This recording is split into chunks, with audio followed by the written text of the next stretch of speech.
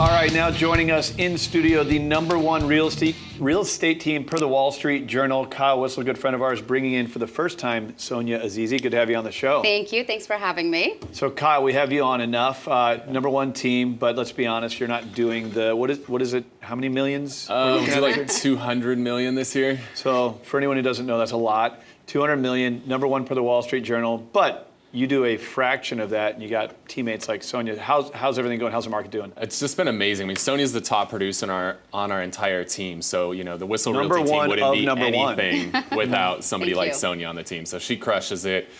She dominates that North County area. Escondido's kind of home base for Sonia, and she just crushes it up there. So San Diego is a market that is full of micro markets. North County, a good area, so that's where you really focus? Yeah. So I love Escondido because you get everybody to move in there. You know, we have different price range.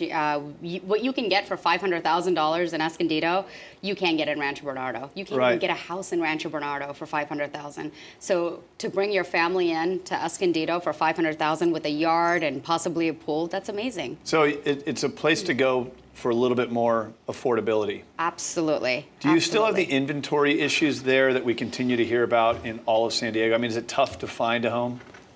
It's not as bad, but we still have that because everybody's moving to Escondido because they can't find as much here for their money, so they want to move to Escondido. So yeah, we have a little bit of issues. So tell us about the community. Why would someone want to either buy or even rent in Escondido? What are some cool things there? Amazing. I mean, there's like 10 parks there. You know, we have Daily Ranch, we've got Kit Carson Park, we've got vineyards, restaurants. We just opened up, the mall just opened up a 24-hour fitness via Rancho Parkway. Indoor mall, beautiful, everything there. So what is your favorite restaurant in Escondido? Ventana, Wine really? and Dine. Wow. Now, that's everybody's favorite. I know, it's nice there. It's a shame I'm asking all these questions. I'm clearly illustrating that I've never been to Escondido. But, you know, that's why you have people like Sonia. And I want to give some advice to our audience as well. When you're looking at buying or selling real estate, one of the most important things that you can do is focus on someone who is hyper-local and knows that area better than anyone else. So not just the social scene and community, but what's actually happening in the market.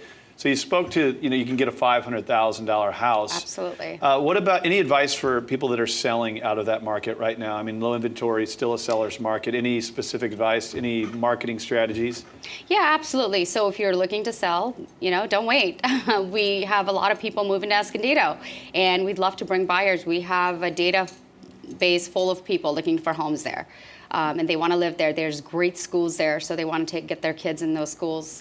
So, yeah. How helpful is that, Kyle, having a big team when you have low inventory, that you actually kind of control the inventory? You know, it's like people say there's low inventory. It's like, well, that's because Whissel Realty has it all. You know what I mean? But is that helpful? It is. I mean, we've got a database, like she mentioned. We have 35,000 buyers in our database. And what's really cool is when we have a new buyer come in or a new listing, we can go in and say, hey, I've got a 3-bedroom, 2-bath, 2,000 square foot listing in Escondido for $500.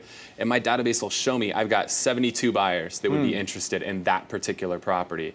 And then we can email that property to them, text the property, and then call each one of those people one by one and let them know about that hot new listing that we've got coming up. That's interesting. You got some listings up there? I do. What do we got? Give us a good example. I'll give you a good one.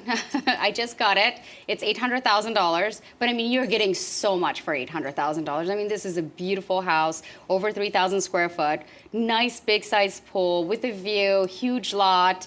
And it's newer, no HOA, no Melrose. I mean, you're getting so much with this beautiful house, yeah. So this is on the market now? This is on the market, awesome. 2361 Lomika.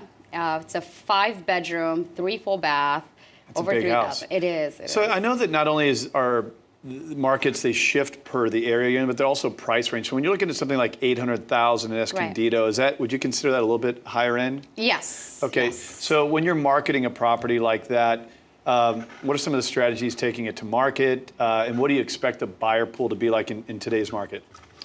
Well, God, our office, we go all out when it comes to marketing. We have Brian that's in our office. I've heard about the open houses. Yeah. So tell us, she's the queen of the open house. So just give them an example of what you do. Queen of the open house. Queen of the open houses, yeah. So, I mean, just to give you an example on our open houses, I mean, we send out invitations a week in advance, of course, to all the neighbors. And who gets an invitation to an open house? It's an unheard of thing. I mean, you get them for a wedding, a graduation, but for an open house, and we really just try to do things outside the box. box that nobody else is really doing. Yeah, I have a sign guy. He puts out about 100 signs for the open house. In addition to that, I have one of those human arrows. So he spins that. You got one of those guys? I've got one of those guys. I don't know. All out. Oh, yes. We don't mess around. We were thinking about doing a Twilight one with the lights on it. Just too. tell me this. Is he like good? Because if you hire one that's crappy and like drops it, it goes it defeats the purpose. But if you got someone that's like actually spinning and doing it crazy. You know, yeah, I think he does a little bit of both. It depends what mood he's in. Is he good or is he great, Sonia? This is so important. He's great. I want to say he's great. Brandon's great. Awesome. Well, I love what you guys are doing across the real estate market. Kyle Whissel, you guys have the #1 team, but you don't do it all. You have all these micro market experts, #1 of #1. Sonia, thanks for coming on the show. We had fun with you. Thanks for having us. Whissel, of course, love having you on.